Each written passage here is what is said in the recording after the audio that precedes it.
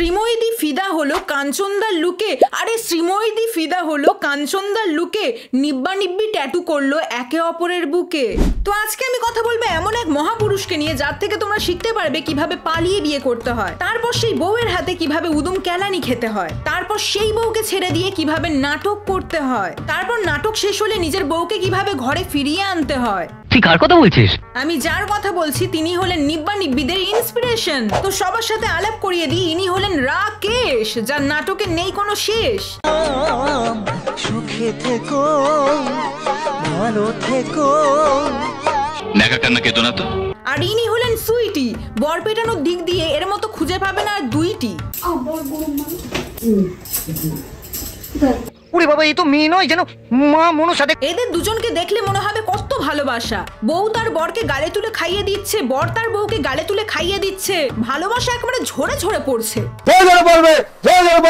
এদের দুজনকে দেখলে মনে হবে লায়লা মজনু এদের কাছে কিচ্ছু না। বর তার বউকে আলতা পরিয়ে দিচ্ছে, বউ তার বরকে ফেস প্যাক মাখিয়ে দিচ্ছে।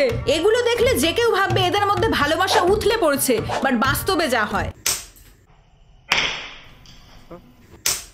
এসব দেখে তোমরা কেউ খারাপ ভেবো না। এতক্ষণ ভাত খাইয়েছে তাই এবার চড় খাইয়ে ভাতগুলো হজম করাচ্ছে।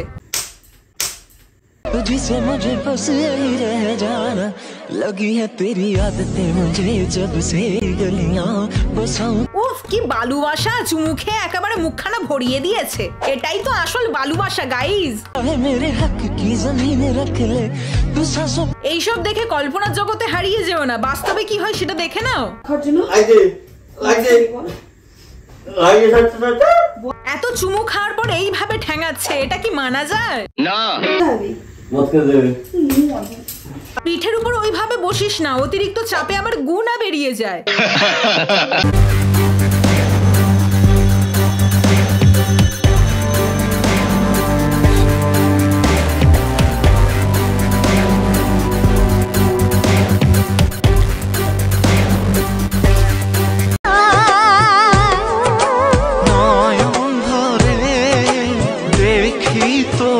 এত আদর করে খাইয়ে দেওয়ার ভিডিও দেখে ভেবেছিলাম মেয়েটা কত শান্তশিষ্ট, মেয়েটা কতই না পতিব্রতা, বাট বাস্তবে এটা কি দেখে ফেললাম ভাই। এবার তোর আসল চেহারাটা দেখতে পাচ্ছি। এগুলো দেখার পর আর যাই হোক, মানুষ বিয়ে করতে 10 বার ভাববে। ও কাকু আমি আর বিয়ে করব না। এইভাবে পিঠের উপর বসে কে মারে ভাই? WWE চলছে নাকি? মানে কেউ তার চরম শত্রুকেও এতটা পেদায় না যতটা এ তার বরকে পেদাচ্ছে। বলছি ভাই, এত পেদানি খাওয়ার পর তুই ঠিক আছিস তো?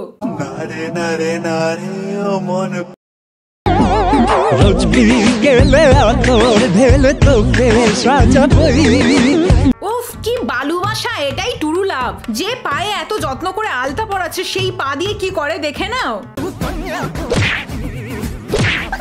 বর আর বর নেই, বরকে ফুটবল বানিয়ে দিয়েছে, যখন তখন লাথি মারছে। তো গাইস দেখে নিলে তো পালিয়ে বিয়ে করলে ঠিক কি রকম পরিণতি হয়। একে তো বাড়ির লোকের থেকে ঝাঁটা খেতে হবে, তার উপর একটু এদিক ওদিক হলেই বউয়ের থেকে লাথি খেতে হবে। আসলে বউগুলো খুব টর্চার করে। শুধু বউ না, বড় কিন্তু ছেড়ে কথা বলে না, সেও একটু সুযোগ পেলেই পেছনে লাথি মারে। সবে সবে বিয়ে করার পর যা হয়, দুদিন সংসার করার পর যা হয়।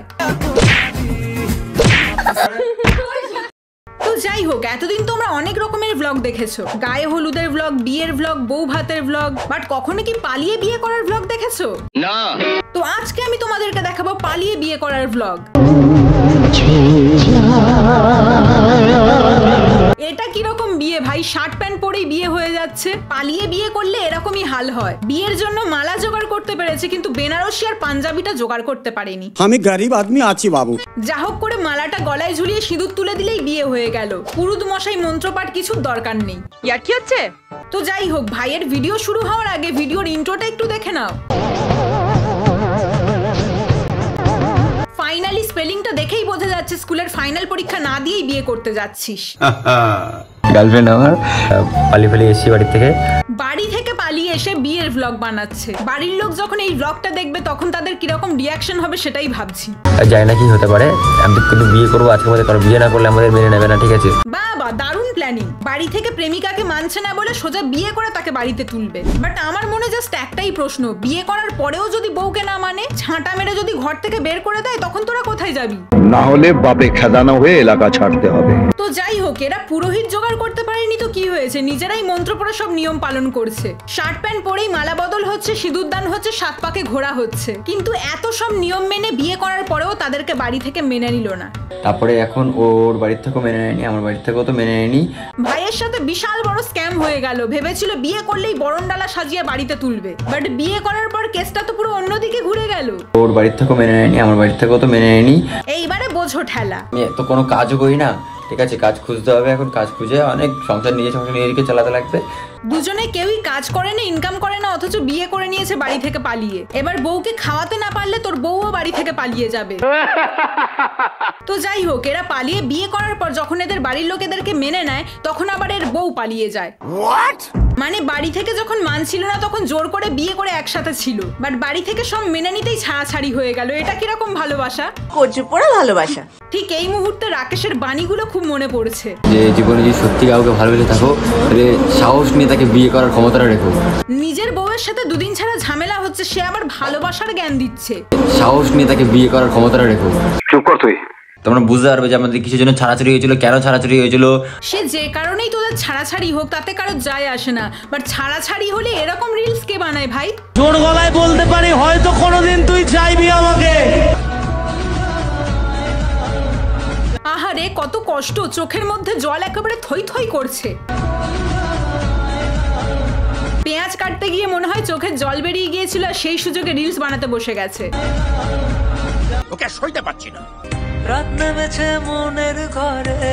তোর মনের ঘরে রাত নেমেছে কিনা জানি না, তবে চোখের কোণে বন্যা নেমে গেছে সেটা দেখেই বোঝা যাচ্ছে। আর এই বন্যার জল বালতিতে করে ভরে নিজের মাথায় ঢেলে একটু শান্ত হ। কেউ দেবে না রে জবাব খুঁজে। কেউ জবাব দিক আর না দিক, তুই আমার একটা কথার জবাব দে। তোর যে এত দুঃখ এত কষ্ট, বাট তারপরেও তুই লিপস্টিক পরার সময় কি করে পাচ্ছিস?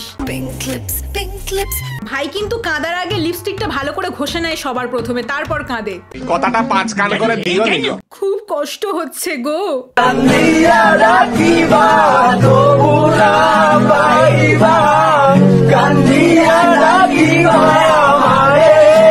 তোকে কেউ কান দিয়া ডাকিবে না, তোর মুখে সবাই পান দিয়া চলে যাবে। এই কান্নাটা থামাতো এবার, কাজ বাজ নেই, শুধু নাটকবাজি। এই দিনটাও দেখতে হলো ভাই, বউ শ্যাম্পু করছে সেই সময়ও রিলস বানাচ্ছে। ইস, এখন স্নান করতে করতে রিলস বানাচ্ছে, দুদিন পর হাঁকতে গিয়েও রিলস বানাবে। পালিয়ে বিয়ে করার পর এত যে ডায়লগ দিচ্ছিলিস। আর আমি তো কোনো কাজও করি না, ঠিক আছে, কাজ খুঁজতে হবে। এখন কাজ, এই তোর কাজের নমুনা, বউ শ্যাম্পু করছে স্নান করছে সেই সময় গিয়ে রিলস বানাচ্ছিস, এই তোমার কাজ হচ্ছে। এই ছেলের মাথা একেবারে খারাপ হয়ে গেছে। तेरी धड़कनों से जिंदगी मेरी ख्वाहिशें। বাবা দারুণ কাজ হচ্ছে। বউ তার বরকে রেডি করছে মুজরা করানোর জন্য, মাথায় ক্লিপ, কানে দুল, ঠোঁটে লিপস্টিক সব হয়েছে, শুধু একটা ঘাগড়া পরিয়ে দিলে 16 কলা পূর্ণ হয়ে যেত।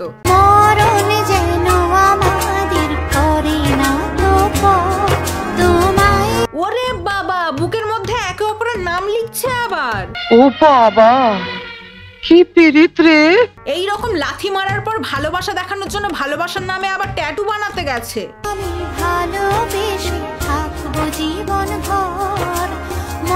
আমি জাস্ট ভাবছি এদের যদি আবার ছাড়াছাড়ি হয়ে যায় তখন ট্যাটুগুলোর কি হবে।